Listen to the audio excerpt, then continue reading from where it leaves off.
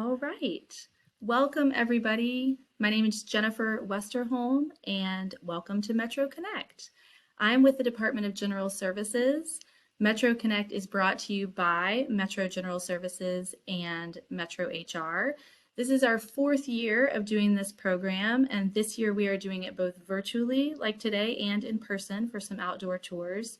We're so pleased to bring you this program, and our goal here is to bring together Metro employees from different departments and divisions across city government to get to know one another and to learn about the exciting work that's being done in Metro. We feature with MetroConnect some of our innovative and sustainable and just fascinating facilities, projects, and programs. So we're really glad that you could be here today.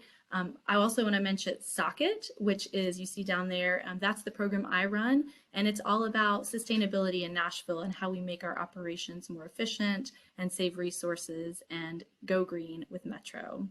So welcome. Today we're going to tour the city cemetery, as you know, and this is the oldest public cemetery in Nashville. It has a large amount of historical figures buried there, including civic leaders, formerly enslaved people, and even two of the original Fisk Jubilee singers. The site is certified as an arboretum, and it provides protected green space in the midst of quite a bit of development. Also an opportunity to dive deep into Nashville's rich history. So those of you who are commenting that you think history, you think historic, most definitely. And our esteemed tour guide who will be leading us on this tour of the city cemetery is Carole Bucy. Now, Carole serves in the honorary position of Davidson County Historian, and as a professor of history at Volunteer State Community College, she teaches Tennessee history and U.S. history there, and has been a longtime advocate for both local and state history. She is the author of the social studies textbook used in 4th and 5th grade Metro schools, as well as some other districts across the state. And she's the author also of a history of the creation of Metro government, as well as a history of the Nashville City Cemetery. So we are in very good hands today, as you can tell. Carole's a wealth of knowledge, and we're very lucky to have her here with us. Carole, thank you for being here. And now we're going to move right on to the main event. We're going to watch a video tour of the city cemetery led by Carole Bucy. While you're watching the video, it's about 10 minutes long. If you have comments, questions, anything you might notice, feel free to chat it. Carole will be watching the chat, and if there's a simple question, she may answer it right there, or she may just save it for our live Q&A, which will follow the video. We'll have plenty of time, so start thinking of your questions as we go along. What would you like to know? And I can guarantee Carole knows the answer. No pressure, Carole, but I bet you she knows the answer. So I also want to thank Metro Nashville Network for their amazing help in putting together this video. You'll see it's very beautiful, and they did an awesome job and really supported us in creating this. So thank you so much to them. And without further ado, we'll get it going.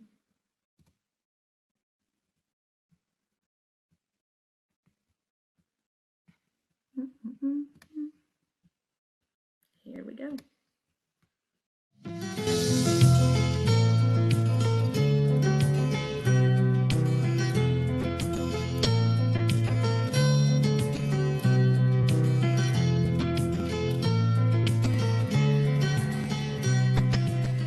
Hello, welcome to the Nashville City Cemetery, Nashville's best kept historical secret. I'm going to take a few minutes to give you a brief tour of the cemetery, hoping that you will come and visit it again.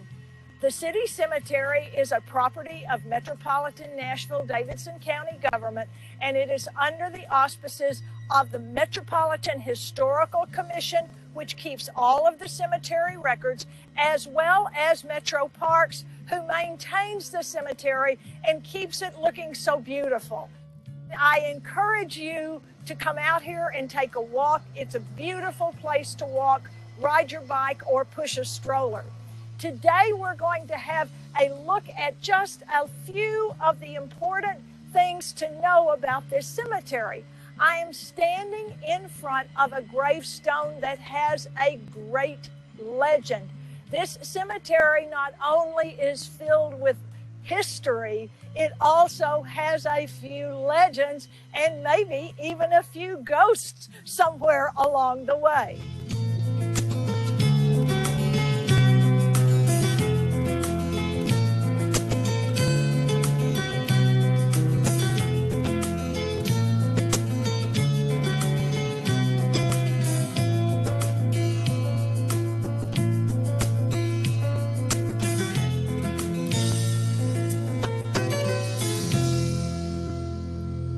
This is the gravesite of the founders of Nashville, two of them anyway, James and Charlotte Robertson. What intrepid and daring people they were to come into the unknown and plant a settlement here.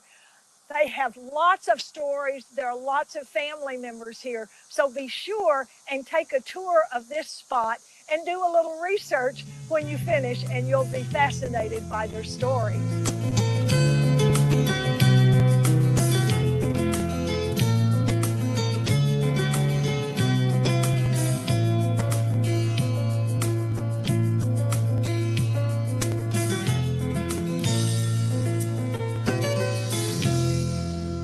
This cemetery is the property of Metro government, but it has recently had a major capital improvement, and we're very fortunate and grateful to former Mayor Bill Purcell for including upgrading the cemetery and preserving it for the city of Nashville. As you see here, we are in the middle of a developed area. We have downtown on one side, and we have a neighborhood that is really being developed very rapidly with high density housing in it.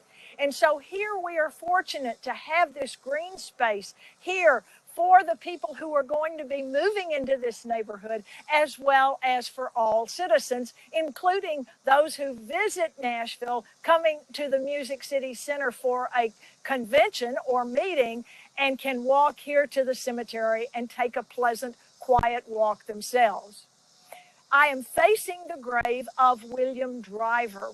William Driver is another one of these characters buried at the cemetery. He is historically accurate. He was from Salem, Massachusetts, named the American flag Old Glory when he was a sailor. His mother had made him this flag. And then when he moved to Nashville, he brought the flag with him, and he is buried here in the Nashville City Cemetery.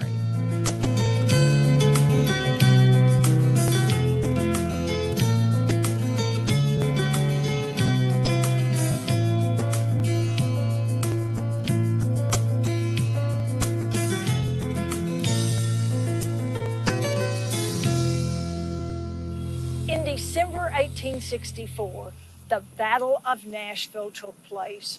Fort Negley, a Union outpost, was here beyond the boundaries of the cemetery, and thousands of soldiers who were killed in the battle were brought here to the cemetery and buried. This marker is the grave of White Turpin, a young man from Mississippi who was killed in the Battle of Nashville just 5 months before the end of the Civil War. His mother put this monument up here to mark his grave.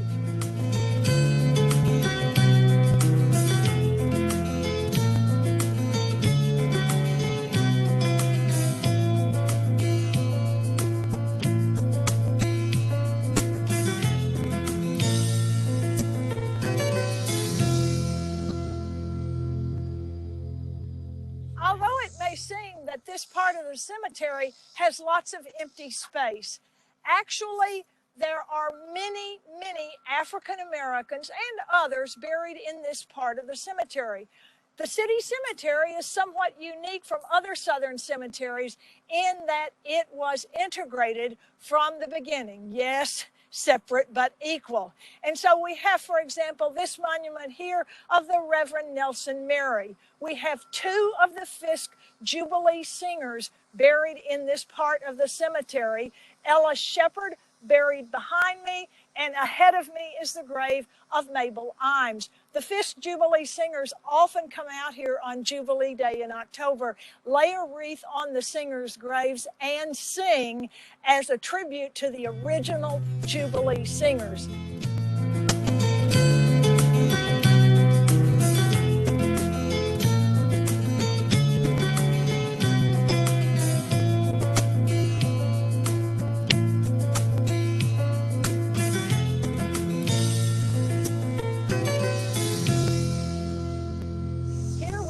A good many lovely gravestones. We had a lot of damage from trees back in March, and they have all been cleaned up thanks to our Metro Parks Department, who takes such good care of this cemetery. We have all manner of plantings out here now. Again, thanks to friends of the cemetery raising funds through their cemetery tours and planting these beautiful trees. The light fixtures make this a magnificent place to come and take the tour, which is at twilight. It is a lovely place to visit our city. We have a good number of Metro mayors buried here, as well as people from all manner of walks of life. An interesting thing to note about the cemetery is the number of unmarked graves here in the cemetery. Many of the people buried here, more than half, are estimated to be children who died in one epidemic or another during the early days of Nashville, and even in a few cases up into the 20th century.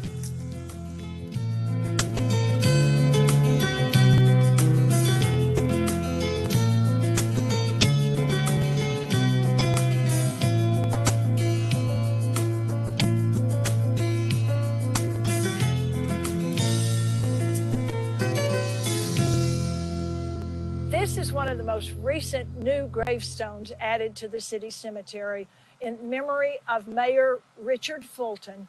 It is a place where many mayors of the city are buried, including almost all of the mayors of Nashville, the city of Nashville, before the Civil War. A question that I, as county historian, often ask is, are there still spots in the cemetery where I could get buried? And I will tell you that yes, indeed, there from time to time our lots are for sale, and some there may be, in fact, some just completely vacant lots. So for more information about the cemetery, if you think your relatives are buried here, call the Metropolitan Nashville Davidson County Historical Commission. And if you want to get in contact with me, the county historian, they will have the link to my email address, and I will be happy to hear from you.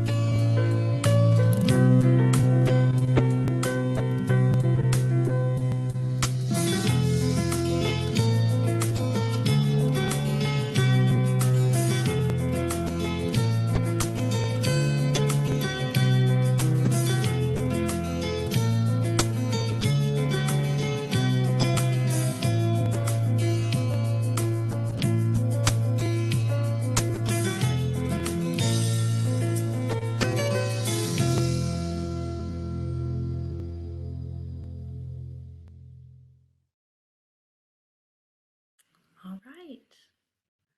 Thank you. Thank you, Carole. Lovely tour. Such an awesome thing that we have here in Nashville. And now we have Carole, our tour guide, here with us on the call, and she would love to hear your questions. So I'd like to open it up to you all, our participants. If something struck you, or you're curious, or any questions that you might have or comments about what you just saw, we would love to hear your questions. If you can speak, if you have a microphone, do unmute, state your name and Metro Department, and then your question, and then remute. And if you can't, then feel free to chat your questions, and we'll look there too. And I see actually a first question there in the chat, Carole, from Melissa Myers. She asks, what percentage of the graves are unmarked or too small or damaged to name? Well, we think that probably 75%, possibly that high a number, are unmarked. And as you saw, there are a variety of different kinds of gravestones out there. And those headboard markers are very fragile, and they also have sunk into the ground. So they often break because they're so old and made out of limestone, and they break. And then you saw those boxes, which are called false crypts. There's nobody in that box because you have to be buried underground, but it represents a coffin, and trees fall on those things and they just shatter and come apart. But we estimate that there could be a considerable number there. I think there are about 20,000 people.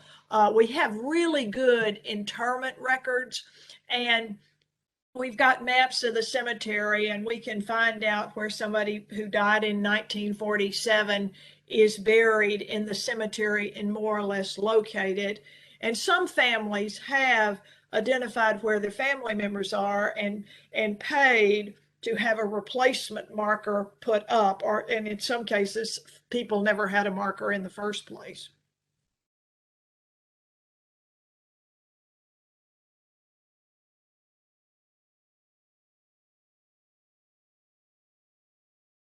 Other questions? Yeah, so Yoshi Koala, General Sessions Court. What are some of the oldest grave sites in that cemetery? Well, when the first settlers, the Scots-Irish, came, there were deaths immediately. For example, Charlotte Robertson came by the flatboats with the Donaldson party down the Tennessee River through the Muscle Shoals, then up to the Ohio, up the Cumberland. And their little daughter, Lavinia, who was about 2 years old, made the journey, but then she died shortly after they arrived. And so, because the Native American population, particularly the Chickamaugans, there were no Native Americans living here. And James Robertson really assumed there would be no problem in holding on to this land, but he was wrong, because the Chickamaugans, which were a kind of a hostile branch of the Cherokees, this was their hunting ground, and they really felt very strongly that they had to push these settlers out. So there was about 10 years of Indian warfare, lots and lots of people killed, and lots of people who just left because so many people were getting killed. After one of the Donaldson sons was killed, and then John Donaldson himself was killed up in Kentucky, the Donaldsons left for a while. And so you have a significant amount of graves there around where Fort Negley is. And there was a public graveyard. We think maybe it's over there just across Charlotte from the Metro Courthouse now. But it was rocky, and it wasn't a good place to bury people. And so after the War of 1812 was over, and our Nashville folks were the heroes. Thank you, Andrew Jackson, who was the Major General of the Tennessee Militia and then the U.S. Army. We were becoming a proper town, and the first steamboat came up the Cumberland River, which was great because it's not, rowing one of those old flatboats or trying to pull them. They had no steerage whatsoever.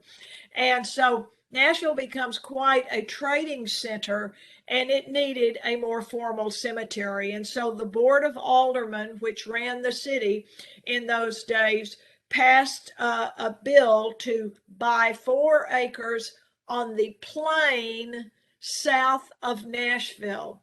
Now, I don't know about you, but it doesn't look like my idea of a plain. But nonetheless, they bought this land, and they began bringing some bodies from up there or in the vicinity of the public square to the city cemetery, and they are buried more or less back behind where James and Charlotte Robertson are. James Robertson was one of the few of the settlers who really believed that the settlers themselves and the Native Americans could coexist. He had actually learned some Cherokee and could communicate with some of the tribes. And he died in 1814 during the War of 1812 over at the Chickasaw Bluffs, which is Memphis, trying to negotiate with the Chickasaws. And so Charlotte Robertson went over there. His body was brought back to the city cemetery. It does not open until 1821 and 22, but it was then reburied. And so that's really the oldest part of the cemetery there. And you see, except for the Robertsons who do have a family plot, you do see the old churchyard style of cemetery where it's just you're buried body, body, body, body. And then after the 4 acres were filled up, they then started buying acreage in here and there around the cemetery and started selling these larger pieces, these family plots, so that all your family could be together. Carole, we've got 3 questions in the chat. Is there a map of the cemetery, Margaret? Yes, there is. And if there is not, the city cemetery has a friends group, the Nashville City Cemetery Association. They have an excellent website. They've got lots of records up there. They have biographies of many, many, many of the people buried in the cemetery there. They've got maps of the cemetery. And if all else fails and you can't find a map, send me an email and I'll email you one. I'll type my email address right here, right now for all of you. Thank you. And you said the National City Cemetery, was there another word? Organization or something? Nashville City Cemetery is Friends of the Nashville City Cemetery or the Nashville City Cemetery Association. Okay, thank you. And they've done a lot of really good things. And I guess as much as anything, they have been an advocate for the preservation of the history. But they're led primarily by Fletch Coke and a group of women who were in the colonial dames. They've got marvelous detailed information about a lot of people who died, including in some cases, the obituaries from some of the old newspapers. Carole, someone wants to know if you know of any Native Americans that are buried in the cemetery. Well, there is one that we know of for sure, and he was one of those who was in Nashville at the time. He was one of the translators, apparently, for some of the settlers, and he also, I think, was with General Jackson during the during his time down in New Orleans. So we do have 1 or 2 Native Americans, but there's not many now. You know, integration, we think of it just automatically in racial terms. And, you know, African Americans were buried in that cemetery pretty much from the beginning. And then but you also have Catholics who were segregated, and they were buried in kind of a back corner of the cemetery. After the Civil War, all of those bodies were removed and taken to Calvary, which is out there by Mount Olivet. You also had a few Jews buried in the Nashville City Cemetery because the earliest Jews in Nashville came down from Cincinnati. They were primarily German Jews, and they assimilated into the culture of Nashville. And so we have a couple of Jews buried in the cemetery. So to have Catholics, Jews, African Americans, and white people buried in the same cemetery is really quite rare. One last question that came in just to me is William Driver's flag buried with him, the one that he named Old Glory, which his mother made? Well, this is an interesting story, and this one is actually true. You know, some of the stories out there are legends that a creative mind with not enough to do thought up, and they're pretty clever. But here is William Driver's story. He grew up in Salem, Massachusetts, and he wanted to be a sailor. And so he signs up to go off on this around the world voyage that's going to take 3 years. So his mother makes him this big flag. and he sails around the world, and then he becomes a captain of his own ship. He had named this flag Old Glory. He is the historically accurate character in the book Mutiny on the Bounty who rescued the mutineers. But when he got too old to sail, he moved down here to Nashville because some of his children had moved down here because of the opportunities that Nashville offered in the 1840s and 50s. Now you can imagine, being from Massachusetts, which side he was on when the Civil War broke out. So when the Union Army came in and took the city of Nashville, and keep in mind, there are 2 full years difference between the Union Army taking the city and the Battle of Nashville, which doesn't take place till very near the end of the Civil War. So William Driver has Old Glory with him, and he goes down there to meet the Union soldiers after they've paraded around the Capitol building a couple of times, playing Yankee Doodle Dandy or something, Oh Columbia, playing some music with their band. So he takes Old Glory down there, and it is raised up the flagpole at the Capitol for one day. But then it's brought down, and it's already very fragile. And so his children were very afraid that this flag was going to get destroyed, and they decided to hide it because there were so many Confederate supporters in Nashville after Tennessee seceded. And so fast forward to sometime around 1900, 1910, a woman living in the state of Nevada found an American flag in an old quilt. And she sent this to the Smithsonian. And, this is before you had Ancestry.com. So she sent it to the Smithsonian, and they traced her family tree back and discovered that this was Old Glory. So Old Glory is at the Smithsonian, and it's very, very fragile. If you Google and ask for images, William Driver's flag, Old Glory, you will see it. It came and visited the State Museum about 10 years ago, and it had to be kept in very, very subdued light. It's very, very fragile, but you can go online and see it. There's an article from the Smithsonian magazine that has a photo of it. There's several articles up there. The Tennessee Electrical Cooperative has a picture of it as well on their website, so you can see Old Glory. But no, he was not buried with his flag. But I think it's interesting that anchor is on his flag now, on his gravestone. There are a lot of gravestones with anchors on them because that's a Christian symbol as well. But in his case, I'm pretty sure it was because he was a sailor. What a story. Okay, who again died trying to negotiate with the Chickasaws? James Robertson himself.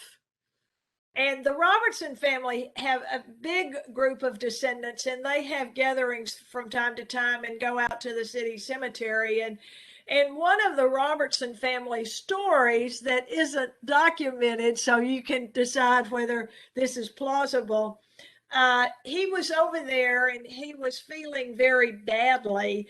And so he sent word back over here to Nashville asking Charlotte, his wife, to come over there. And according to the Robertson family history, he told whoever brought this message, tell her to bring my feathers and my comfort. In other words, his mattress, his feather bed.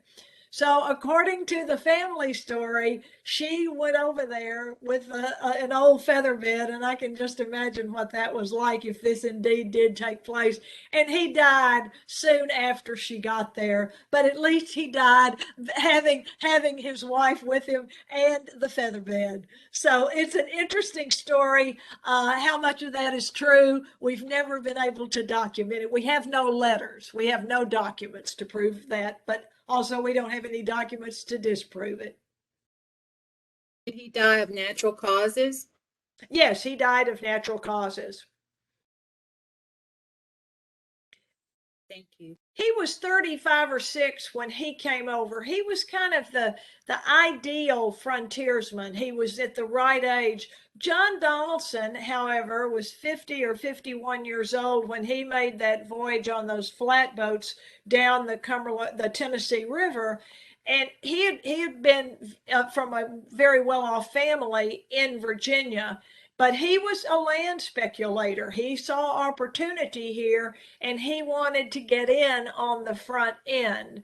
And interestingly enough, most of those very first wave of settlers did not become really, really wealthy. It was the second wave, the McGavocks and the Grundys and the ones that came after all of the Indian fighting was over, that really became the wealthiest people in this is what Middle Tennessee. Well, thank you. Great questions, great answers, Carole. So fascinating, and we could probably stay here all day, but we are going to move on to our quiz. So hopefully you were paying attention during the video, and we're gonna do a little test here with some exciting prizes at stake. So if you'll look in the chat, what I'll ask you to do now is to open up a new browser. You can do it on your phone or just a new tab on your computer, and go to menti.com, menti.com, and I will show you in a minute. You're going to enter a code, a nickname, and you'll get a little avatar, and this is how we will play the quiz. So let me bring this up for y'all.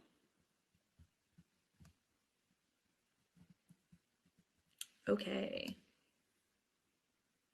Okay, so here is the code that you want to use. So go to menti.com and enter the code 4390241. Menti.com 4390241. And you should be able to make, yeah, here we go. Here's all our crew coming in. Little avatars, you can name yourself, and we'll let a few more folks join us, and then we'll get started on our quiz. There's 5 questions. You're going to get points for correct answers, but also fast. Your speed matters. So go quickly, but get it right. And the winner is going to receive a fabulous prize with lots of Socket swag. Socket the dog. You'll get a t-shirt, a tote bag, a water bottle, some stickers, some coloring books, all sorts of fun things. So get excited, even a keychain. I forgot a keychain too. So get excited, and I'll give us 20 more seconds for any stragglers, and then we'll get started. These questions are based on the tour. All right, let's get going. Okay, first question. The Nashville City Cemetery is property of blank, managed by blank.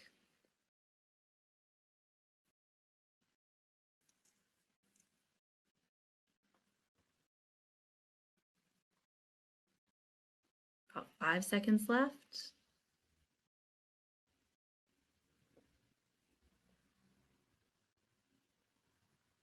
All right, very good, very good. Yes, it is a property of Metro Nashville government, and it is managed by the Parks Department. So as Carole said, the beautiful plantings and trees, our great Parks Department is responsible for maintaining those. All right, next question. Here we go. The city cemetery is filled with a mix of both historical stories and myths. True or false?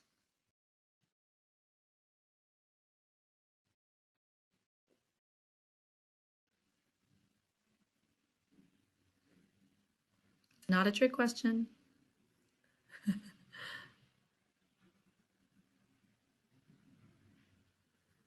Yes, that's right. As Carole said, there's a lot of historically accurate information and history, but there's also quite a few tall tales and ghosts, as she mentioned. All right, next question. Question number 3. Who are the founders of Nashville that are buried in the city cemetery?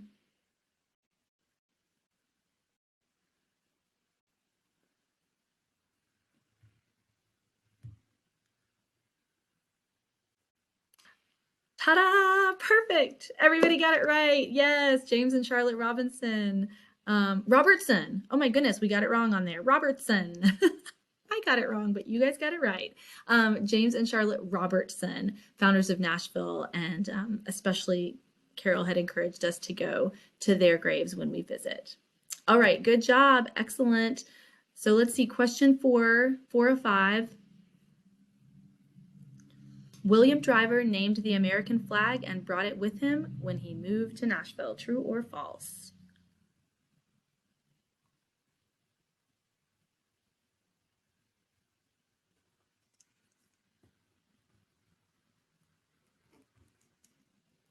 Yes. Yep. He brought it with him when he came to Nashville. He did not get buried with it, but he did bring it with him when he came here to Nashville. Okay, let's take a look at our leaderboard and see who is in the lead, who is both fast and accurate. Oh boy, drum roll. Curry Time. Curry Time is really good at this game. I think he's won a couple times before. But we have Tiger Baby and Katrina Eccles and Sarah and a couple people right there with you. So let's go, guys. Let's see if we can. Curry Time has already won, so we need to unseat him from his top position. So let's go. We got one question left, and we'll see if we can do it. Okay, last question. When did the Battle of Nashville take place?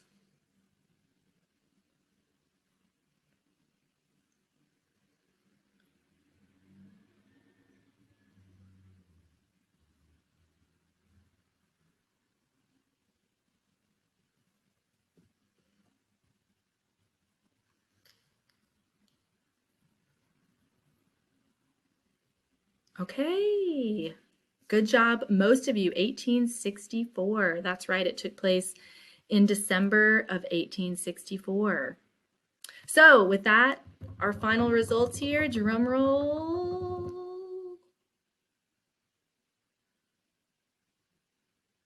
Curry Time held on to his lead. Congratulations, congratulations, very good. Thanks for playing, everybody. What fun. I hope that you learned something today and enjoyed the tour. I want to thank Carole. Thank you so much for being here with us today and leading us in this great tour. Thanks to all of you all as well for participating. As Carole said, she would love to hear from you. So please don't hesitate to reach out, and we've put her email there in the chat for you. So thanks so much, Carole. Thanks so much, Nashville Historical Commission, and also, of course, Metro Nashville Network for helping us out with this video. I do have a couple of requests for you all as we wrap up. If you would take a survey to help us improve this program in future iterations, that would be great. You can see right there in the chat, there's a link to a quick survey that will help us do better in the future. And then we also have something new this year, which we're really excited about. So my division of sustainability, is working to make Metro more green and eco-friendly. And so we have a sustainability audit. You can see the link right there. It's just a front and back. You can take it to your office or place of work and do a quick little audit to ascertain how green or sustainable your office space is. And you can, if there are areas where you can improve, we are here to help support you to make your office greener and more eco-friendly. So take a look at that if you have any questions, but we would love for you to do that. It'll take less than an hour, and it'll really help us as a community of Metro employees to be more green and sustainable.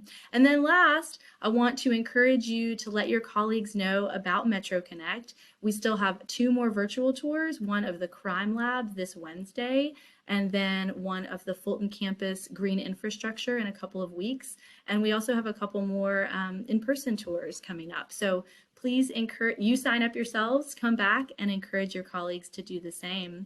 And I really appreciate all of y'all coming. Carole, since we have a few minutes left, Carole and I will hang on the meeting, but I want to thank you all so much for coming. If you want to stay and ask some more questions, feel free. Otherwise, thanks so much for being here today, and we'll see you next time. Bye-bye.